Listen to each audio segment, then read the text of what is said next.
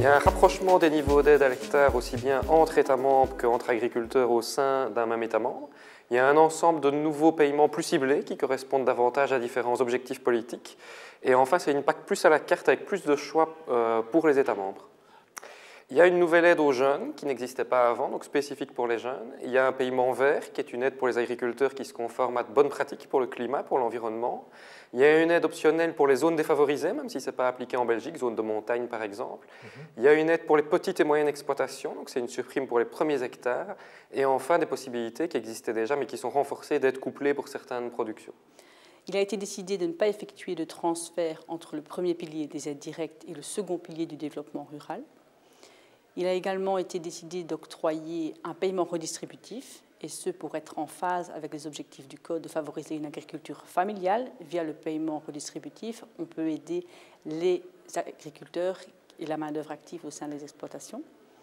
Et enfin, on doit demander à l'Union européenne de pouvoir déroger à la règle de soutien couplé pour avoir un taux d'aide aux éleveurs à hauteur de 21,3%.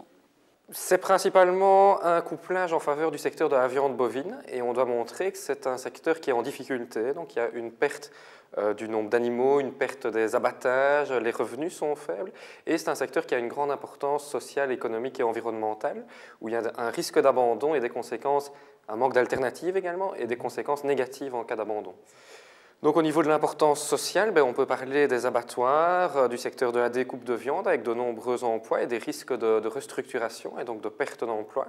Au niveau environnemental, c'est un secteur qui valorise la prairie. On aurait peur que ces prairies disparaissent dans des zones à pâturage obligé ou alors on aurait une perte d'activité agricole et de biodiversité dans certaines zones qui seraient plutôt boisées, c'est les zones plutôt Ardennes, Haute-Ardennes. Dans les bonnes zones de culture, là on a plutôt un mix prairie-culture où il y a un risque que ces prairies soient retournées et que ça devienne uniquement des cultures arables. Donc c'est une perte pour la biodiversité, perte de prairies, une perte pour le stockage de carbone, une perte également pour la diversité de notre économie agricole.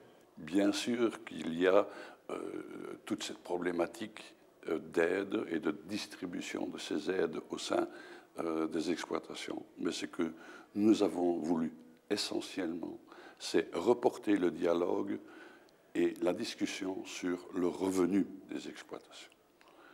Et là, on ne voulait évidemment pas qu'il y ait de révolution parce que le grand danger est évidemment la disparition d'outils. Nous avons pu objectiver finalement l'impact des aides directes sur le revenu des exploitations.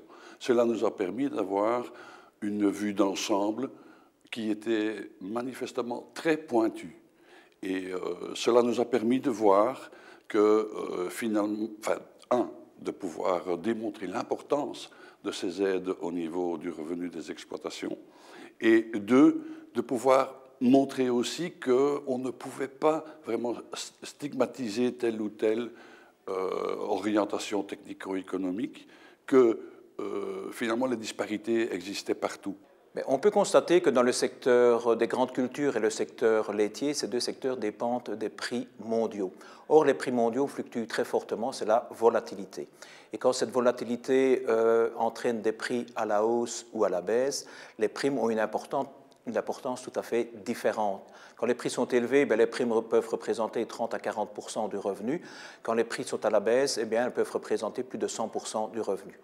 Dans le secteur de la viande bovine, il en va tout autrement. Les primes sont vitales puisqu'elles peuvent représenter jusqu'à 150 voire 200% du revenu. Donc là, on peut comprendre que les aides sont vraiment très très importantes. La programmation 2014-2020 était censée entrer en vigueur début 2014. On a obtenu une année de transition vu le retard dans la législation au niveau européen. Donc, elle rentrera en application au 1er janvier 2015. Donc, les règles de verdissement, toutes les nouvelles règles liées à la PAC rentrent en application au 1er janvier 2015. La région avait la possibilité de définir l'agriculteur actif de façon plus précise et donc ce travail est en cours de réalisation en 2015 pour mise en application début 2016.